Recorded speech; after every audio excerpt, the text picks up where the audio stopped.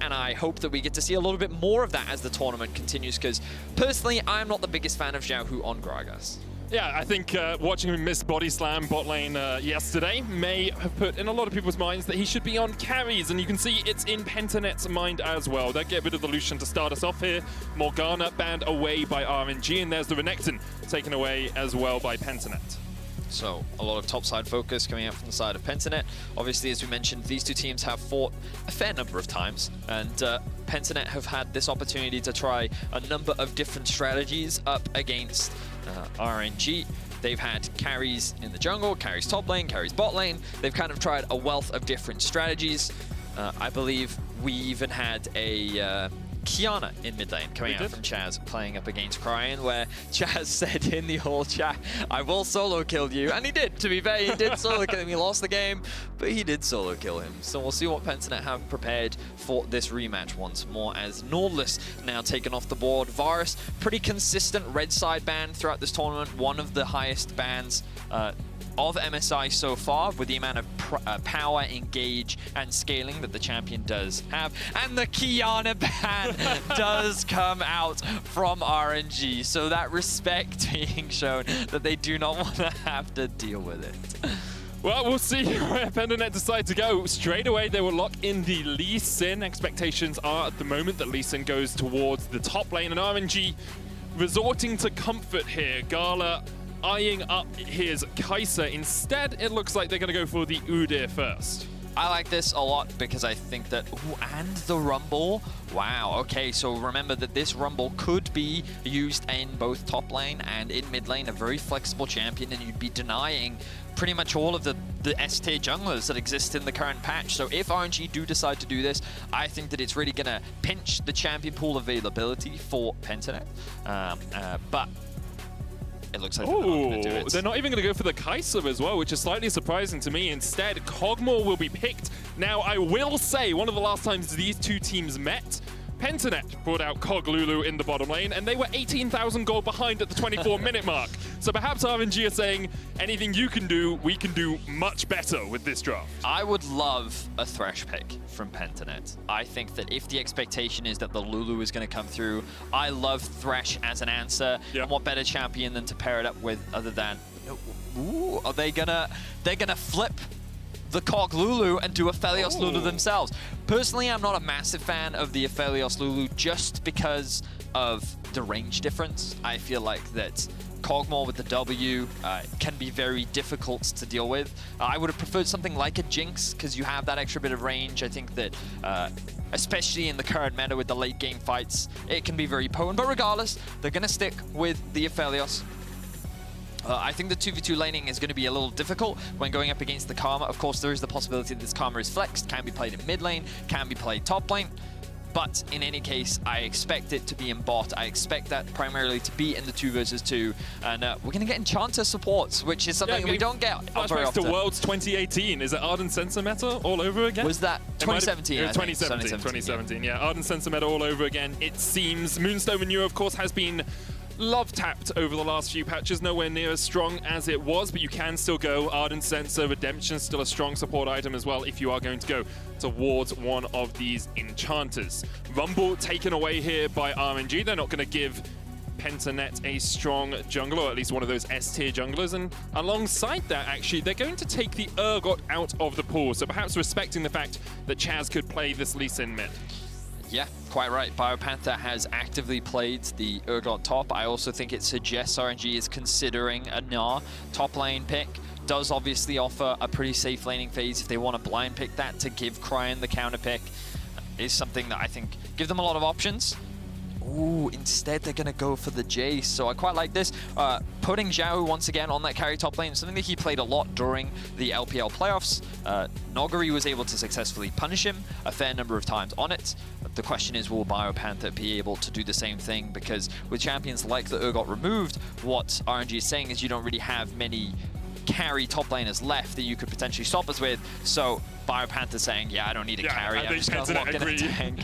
Instead just goes for the Scion. We'll see where Pentanet wants to go with their jungle pick here. Olaf is the hover, will be locked in. We've seen Wei pilot that a couple of times throughout this tournament. And this time it will be in the hands of Pabu. Strong carry, team him up with the Lulu in the mid game as well. He can run rampant through the enemy backline. True. The concern always is he going to be able to keep pace with Wei, who is playing this Udyr, one of the strongest farming junglers in the early game? I agree with you, Medic. That's going to be a big question mark, as it looks like right now RNG is going to round their composition out with the Sylas.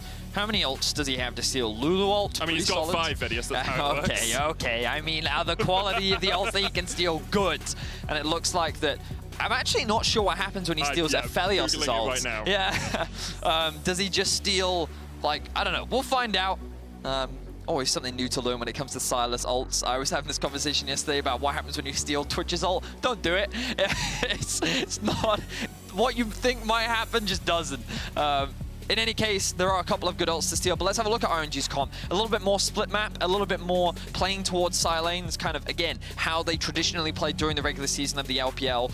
A lot of priority towards the top side, having a little bit more of a weak side bot. I think it's a little harder to play weak side bot when you are playing enchanters, but when you have an enchanter versus enchanter matchup, it's a little bit easy. I will also say RNG don't have the strongest or most reliable engage tools to actually start fights off, so I would say RNG kind of need to get ahead. Now, they have been very good when playing against Pentanet at getting ahead in the early game, but this is a composition where I think we're going to see the same thing that we saw yesterday from RNG. Huge investment into Xiaohu, funneling resources into him, making sure that he has advantages in the early game and is able to punish BioPanther up towards the top side, while also trying to shut down Pabu and limit his presence in the early game.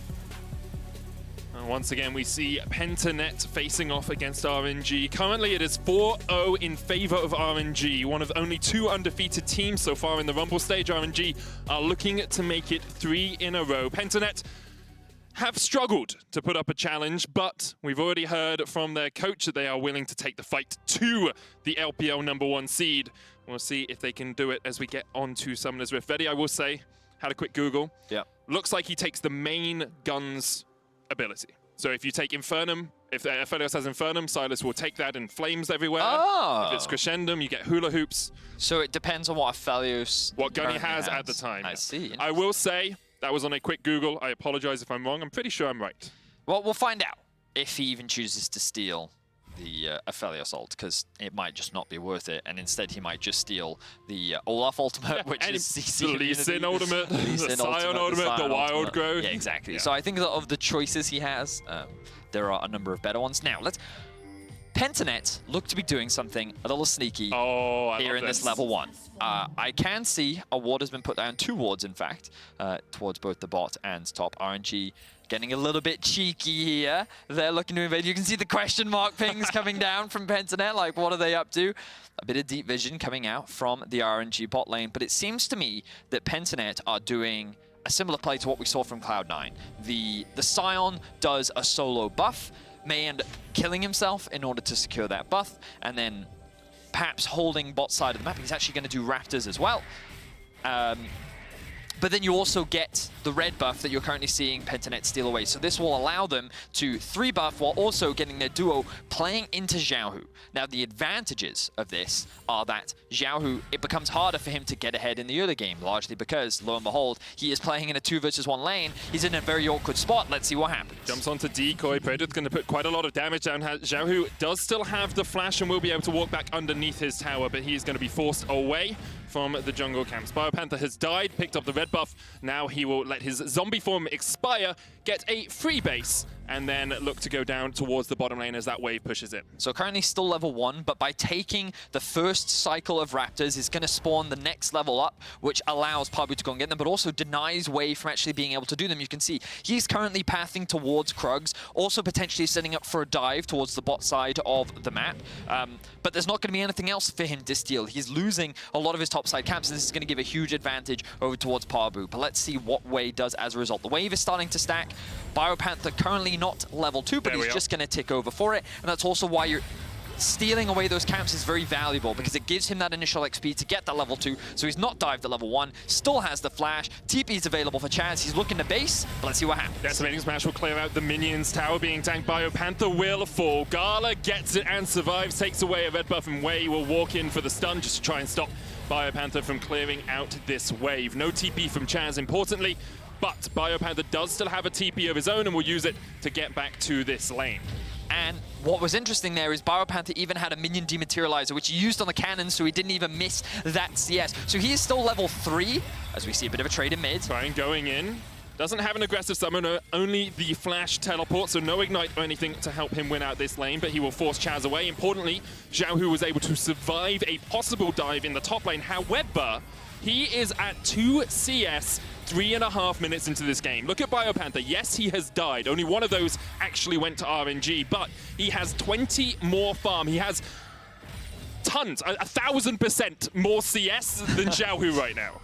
I'm telling you, that was a tactical death, yeah. Medic. I think that was, in the rare instance where you can say that death was worth it, just because of the experience and gold that he was able to get, that Xiaohu could not get on the top side. Yes, Xiaohu did not lose his life, but look at how far behind he is right now. The fact that Biopanther has such a huge level advantage, the fact that Xiaohu in this early laning phase was put so far behind, and also he was able to push in the bot wave, which means that as it's now starting to bounce back, Pentanet have enough time to be able to swap towards the bot side and actually catch that farm. Now, Gala and Ming, because they were first on the swap, they are actually a little bit ahead in CS because they were able to push in bots, get that early reset thanks to the kill. They then get to spend their money and then they immediately go to top side. But RNG are constantly trying to play catch up here, as we see Chaz once again getting very low, Decoy and Pabu in the mid.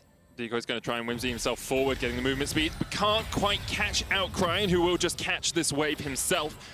I just want to come back to something that Emily said on the analyst desk.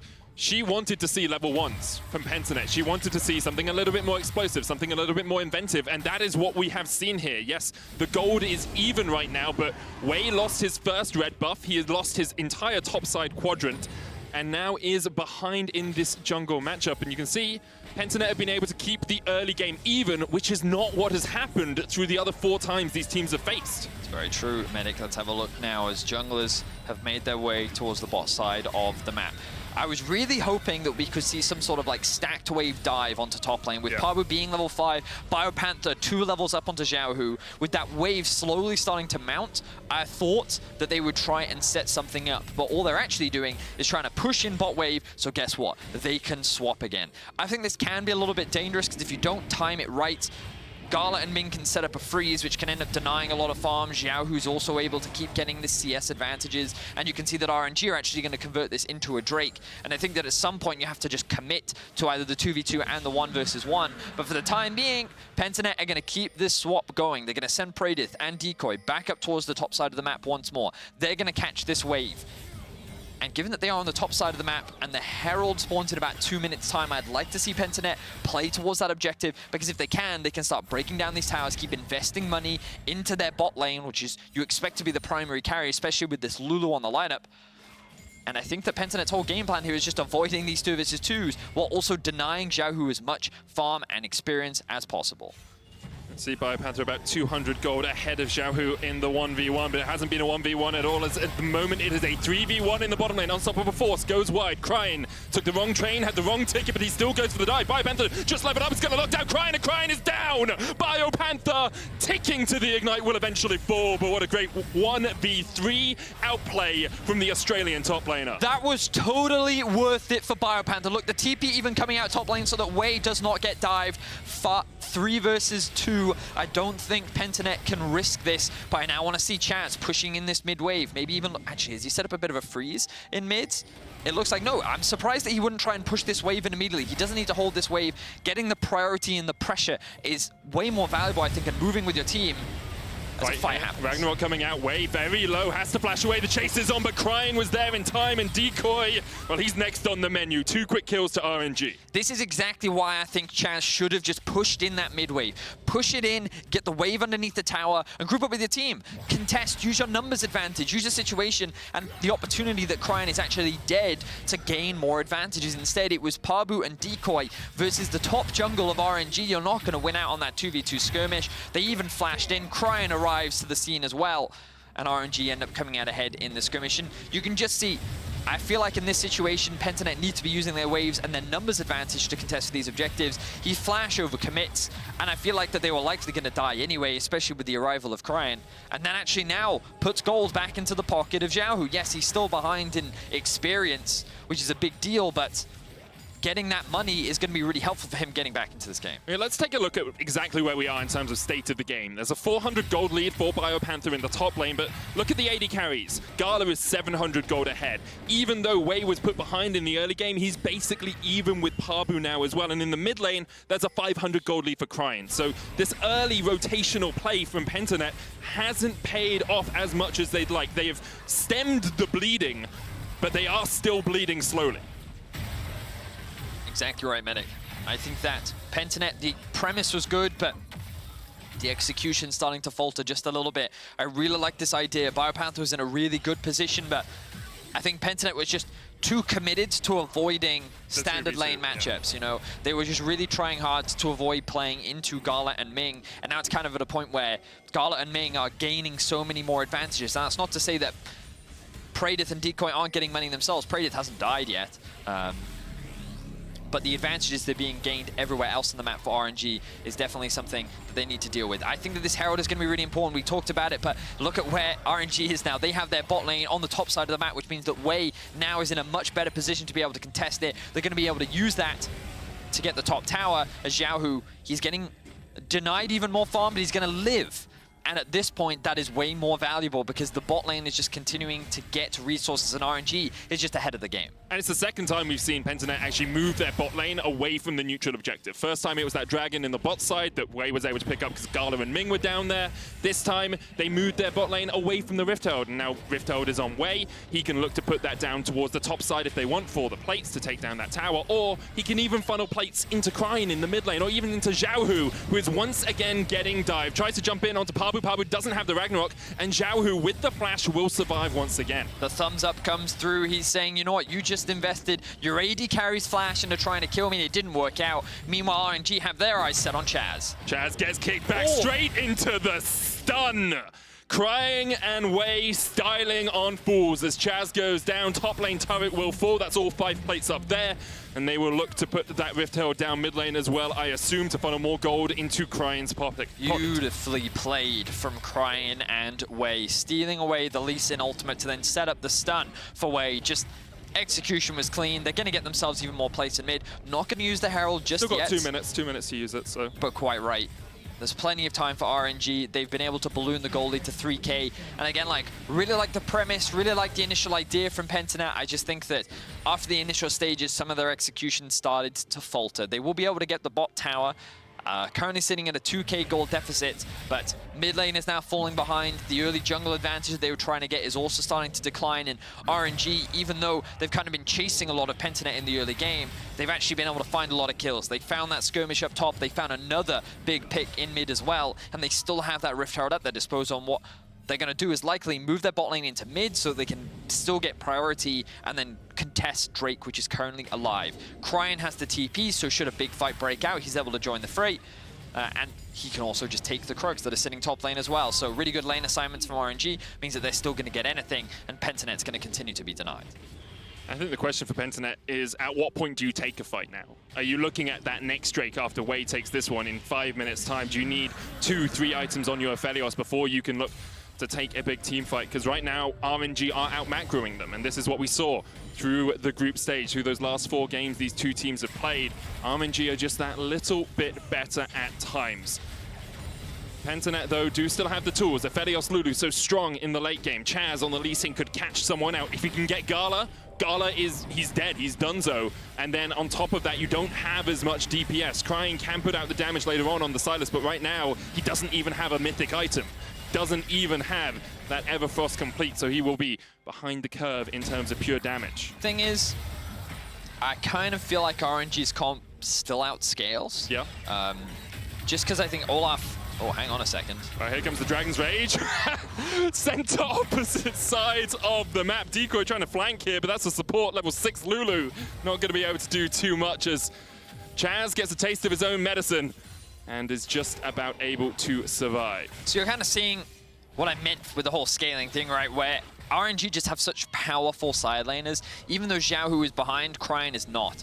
And I don't think anyone can really stop him on a side lane. And what RNG have been praised for is their map movements, their understanding of how to manage their waves. And I think that when you give them a split push comp like this, they know how to play the map very well. They know how to use their pressure. And look, Wei is here to cover Cryin as he pushes in top wave. They can also collapse and help mid, but Gala is just diving with Ming and saying, you know what, this tower belongs to us, get off it, we're gonna secure. And I believe what that is now, 11 plates that they have secured in this early game. So, as great as the strategy was, it has not resulted in an advantage for Pentanet. If anything, Gala has just been allowed to free farm, and this is why RNG is so difficult to deal with, because you sit there and think, we have to stop Xiaohu, because RNG puts so many resources into Xiaohu. When he's playing a carry top lane, we have to deny him and put him behind, and then when you do that, you're then not dealing with Gala. Yeah. And the thing about Gala is he knows how to farm, he's very efficient with his farming, he knows how to take resource, and then he's just a monster in team fights, right? And so, like, RNG seem to have multiple threats that, unless you can, like, go pound for pound, toe-to-toe with them across the board, they feel like such a difficult team to be able to deal with. And I think that's why they get so much of their praise. And look at Cryin right now, still hovering, sitting in the side lane, looking to use the power that he does have. Yeah, Chaz has stepped a little bit too far forward here. Didn't have vision in his own jungle. Could try and dodge away to a ward and just about escapes from the abduct there out of Cryin. Chaz will be able to walk his way back all the way around here. And maybe we'll see Pentanet trying to find a catch in one of these side lanes. Top lane seems to be the key point right now as Cryin was pushing up, but you can see he pays respect, he backs away. And for the moment, RNG have pretty much total control of this map. So second Herald is spawning in a little bit, and this time around, Xiaohu has the TP. But RNG ideally want to give him the opportunity to get back into the game. So they're going to leave him bot to push as RNG commit into trying to get a little bit more control of the top side. Chaz and Cryin now in another duel. Here come the TPs. Pentanet actually have a lot of players on this top side of the map. Chaz with the flash kick, tries to knock Cryin back. He's going to kick him away, and Biopanther knocked to Sunday. Ragnarok coming out, and there's the shutdown. Pabu's on the chase, looking for Wei. Ming trying to join the fight. Meanwhile, down towards the bottom side, Gala's been caught out. Praedith flashes forward, and he gets the kill. AD carry versus AD carry, and Praedith comes out on top. 2 quick kills to Pentanet. So it ends up being 2 for 2 overall. Oh, Praedith died to the explosion. Biopanther has to invest his teleports to help out his mid laner, but look at what's happening bot lane. Xiaohu is getting himself towers, he's pushing in these waves, and he's still benefiting. He's getting himself back into the game, and again, this is what's so obnoxious about RNG. You sit there, you think you found a good fight, you think you found an objective, lo and behold, Xiaohu is doing something in a side lane, and it feels like that even though that was a promising fight for Pentanet, it ends up still being advantage over to RNG. Yeah, it's a 4,500 gold lead for RNG right now. 2 dragons to none, 3 towers to 1, and mythic items complete across the board. Actually, for both teams pretty much. Only Decoy lagging behind a little bit on that first purchase. So perhaps we'll see Pentanet at relatively even strength when we get into this next fight. Of course, there will be some extra gold in the RNG inventory. So we saw the skirmish up towards the top side in the new Axe Effect replay. A good flash kick from Chaz, but they don't quite have the damage to kill Cryin before. And so what happens here? Gala, in a 1 versus 2, the thing is when Praedith can get the range gap closed, then it's winnable for him. But you saw how much he had to invest in actually to get that kill. I love the little googly eyes on Gala when he died there as well. Kog'Maw just has so much damage, and this is another reason why I think RNG have that scaling advantage, because even though, yes, they don't have that Lulu support, the range... Oh, hang on a second. This is not looking good for Pentanet. Wei coming round. Chaz going to be able to jump across the wall. Pabu's already popped the Ragnarok here. He's going to get stunned up, and RNG are on the chase. Wild growth across the wall will just be enough to save Pabu for the moment. There's a blast cone available. Abscon goes wide. Biopanther is going to get rooted by that tether. Gala now opening up. Kog'Maw does so much damage, but Praedith just waiting in the bush, and the chakrams of death start to rain down on RNG. Cryin going in with the unstoppable onslaught, but Praedith still has great guns for this fight, and here comes the counter engage. The pain train has entered the station, but Chaz tries to dive into the back line. Tempest hits on 4. 1 for 1 so far as the Dragon goes down in favor of Pentanet, but look at how low RNG are. If Pentanet can somehow get forward, they would be able to pick up a little bit more. Great fight there from Pentanet. They get a kill, and they get the Dragon. The fact that Pentanet is 5,000 gold behind, yet still found a successful fight, just goes to show the resilience of this team. I thought that was doom and gloom as they were trying to invade in the enemy jungle, but they end up bouncing back, and they actually got a very close fight. Huge props to Chaz. he did a lot of damage, and I want to see in the replay exactly how much damage he does. So let's just keep track of Chaz in this fight. The initial engage comes through from Cryan, RNG's committing to the Drake, and then the ult comes through from BioPanther. The Q does land onto the Cogmore, comes through, and then gets the E onto 4 people, which of course is the skill that you max on mid lane Lee Sin, forces the flash out from Gala, and they're able to actually turn the fight in their favor. So it ends up being 1-for-1, but they do get the Drake. They deny that soul point away from RNG. And Pentanet still showing that they do still have some fight left in them. The problem is the side laners are only getting stronger for RNG. Xiaohu, who was 2 levels behind BioPanther pretty much the entire game, is now caught up and is ahead in farm as well. The Cogmore has completed the 2nd item with the Phantom Dancer. Everfrost now finished for Cryan, and if you just look at the gold, it is advantages just across the board for RNG. Every single lane is ahead for RNG. Rift Herald will be secured by them as well. Gala gets himself a red buff just to help output even more DPS on that Cogmore. With the Phantom Dancer complete, he is going to be a terror when we get on into these next fights. But thankfully for Pentanet, they have delayed that a little bit, you know? They've got 3 minutes before the next Drake comes up. Maybe this Rift Herald will be used mid by RNG to try and break into the tier 2 line. But for the moment, Pentanet are able just to stand back, let RNG control most of the map and actually not lose too much. For now, vision control being set up towards the top side. The wave starting to push. I'm curious. I don't think Cryan is Cryan freezing that wave in bot lane? Let me have a quick... No, I don't think he is. He's just kind of letting the wave come into him. Still has his teleport available. Likely wants to try and sync up the waves because he knows that his team is going to reset soon. So notice that he's not going to overextend. He's a little bit worried about how much control he has over the map. Do also want to quickly mention, we didn't talk about it in draft, but Pentanet do have what is effectively a full AD composition. And I know a lot of question marks came out about Darmon's full AD composition yesterday, but I think one of the biggest things that people need to remember is that sometimes comps can't always itemize against full AD. So Udyr in this situation, very difficult to kill. Right? Yes, of course. But he also doesn't really do a lot of damage, and he's not that much of a threat the later into the game that you go. However, you look at the rest of RNG, there's no armor anywhere, right? So even though Pentanet's comp is full AD, it doesn't really matter that much just because of how hard it can be to itemize against. Now, admittedly, as the game goes on, things like Zhonya's are going to be really powerful for Cryan, but that's also why I think that they do have that scaling advantage. As Praedyth, as you rightly identified, is on it. Yeah, Praedyth, his spidey senses were tingling there. He was like, hang on, why did they just suddenly disappear? Do they see me? But he's still going to try and go for the Raptors, which is a little risky. But yeah, I just wanted to make that comment because obviously this full AD comp, I still think it will get outscaled later on into the game, but I think that's more to do with the range advantage, the fact that they do have very strong side laners, and I think that Pentanet's damage is just difficult to land.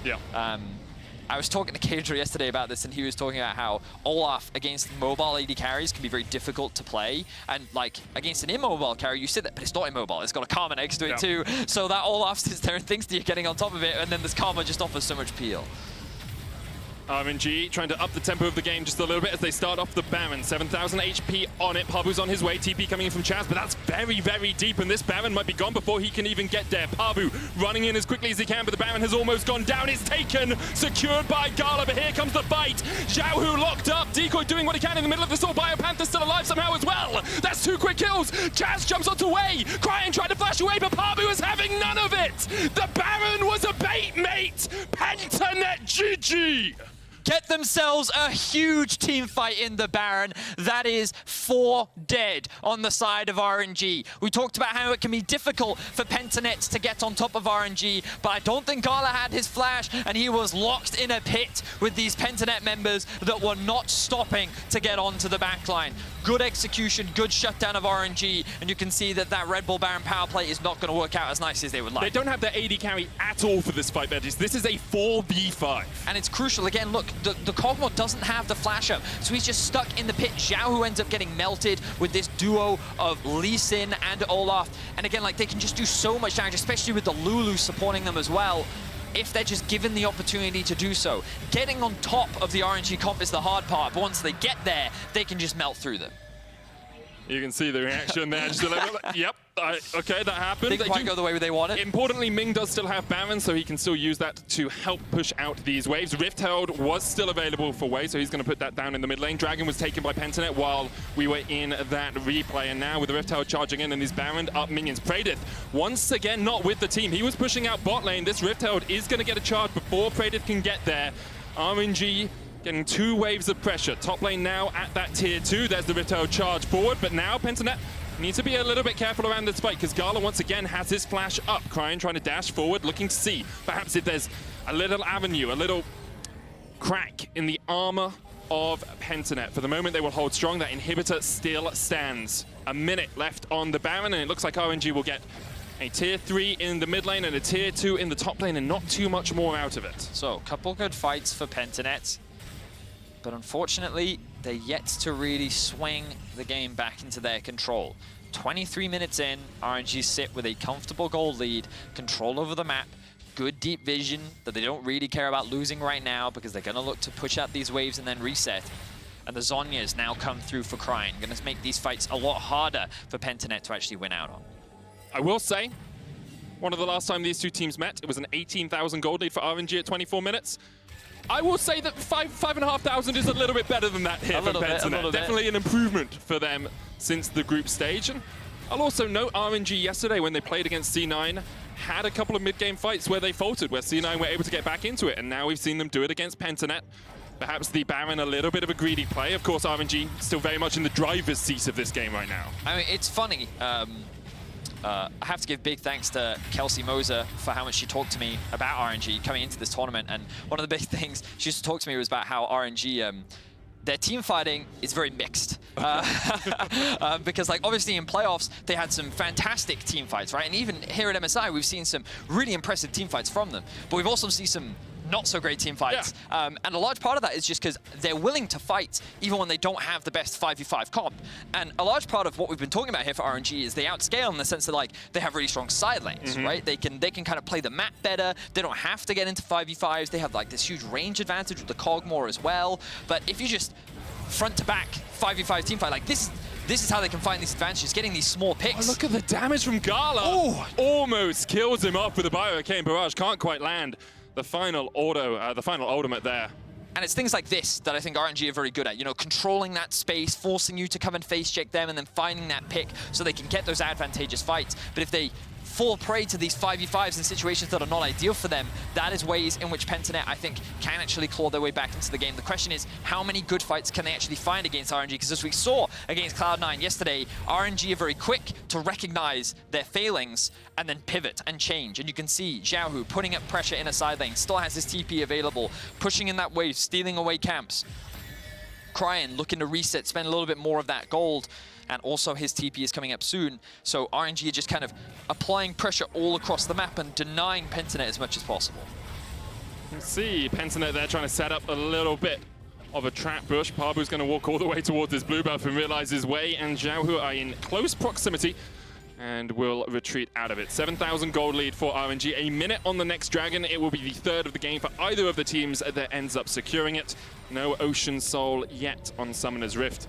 And importantly, Gala at 3 items with the Runans, Phantom Dancer, and the Gale Force already complete, whereas Praedith is still waiting on that Lord Dominic's regards, I assume, on the Aphelios. Once he does get it, I think Pentanet are just going to be like, 5-man ball. We got to do it at some point. It's the Protoss A move, right? You just get all of your Stalkers, you get all of your Zealots, yes, and you A-move into the enemy. That makes sense, yeah. Never played Saga Going to do in it my life, but that. Blade and Soul. You get your Kung Fu Masters. You don't. You get that other Kung Fu Masters. Yeah. I only know Kung Fu Master because I know it's what you play. Okay. Death Ball also, you could just use League of Legends terms. You know? You could. They group as 5, run it down mid. Look, here's the group as 5. Let's see if they run it down mid. The Sion ultimate is available, way on the flank. Pabu will spot him out, Cryin trying to get in there as well. Ragnarok is available for that Olaf. He takes the Everfrost, he eats the CC. Dragon's Rage now stolen away by Cryin. Gala and Ming can chase by a Panther, he's all on his lonesome. Ooh. Unstoppable Force hits the wall. Wei trying to get in here as well, but you've got to watch Chaz and Praedith. They are the 2 key carries in this fight, and Chaz is almost down, but Praedith has killed off Cryin. 1 for 1, mid laner v mid laner have both gone down. For the moment, Pentanet able to survive. Xiaohu dives in. Praetor's going to kill off Ming as well. Gala and Wei, the only two left alive, and Baron is on the cards for Pentanet. We talked about it, man. RNG keep just trying to... They took the bait. They went for the 5v5, and Pentanet just straight up outplayed them. Gala's positioning was flawless. Look at the hula hoop of doom. He's got all the shotguns. They fall off. Infernum, Calibrum, Gala stepping forward. Praetor's still alive. Gala has to flash away. Parbu and Biopanther go back to the Baron with there's 6,000 HP on it still. Parbu's going to flash onto the Honey Fruit. The Living Artillery doing a lot of work here. Praetor trying to dodge around. He's playing DDR more than he's playing League of Legends right now. He's dancing. The knockup goes in. Wei goes down. Pentanet once again win out the fight. Gala trying to get into this, but now with the TPs coming back from Xiaohu and from Pentanet, we're going to see this brawl continue. Crying behind enemy lines, but Pentanet spot him out. They know he's there. Counter TP. Xiaohu's looking for the mid inhib. No way, do they do this again, Vedius? They're looking for the back door. The waves are being pushed in top and bot. RNG recognize that RNG have TP'd in, and now Cryin goes for another fight. Jazz has the kick. He knocks it back, and Cryin is doing exactly that. He pops the stopwatch to try and survive for the moment. Xiaohu going in as well. Cryin's still alive. Xiaohu's still alive. RNG's still alive. And Pentanet tried as they might, but you just can't kill the LPL. Oh my goodness! That was so close from Pentanet. They did so many things right. They punished the misexecution from RNG, but then the TPs come back, the re-engage happens, and then Gala says, I'm not done with you yet. Triple kill from the AD carry comes through. RNG win out the fight, and they're gonna look to end the game.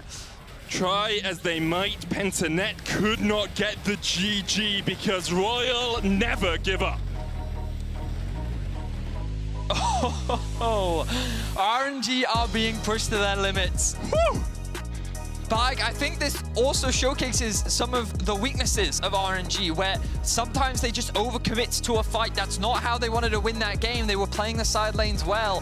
Pentanet then group up mid as 5 because they had top and bot pushing, and then RNG went for the fight. And initially I was going to say you can see how difficult it is to get onto the Cogmore, but the same can be said for RNG when they're diving onto that Aphelios. He's just melting them, as you rightly said, with the hula hoop of death. And Pentanet, they came so close, but the re-engage, the patience from RNG, they were able to turn it around.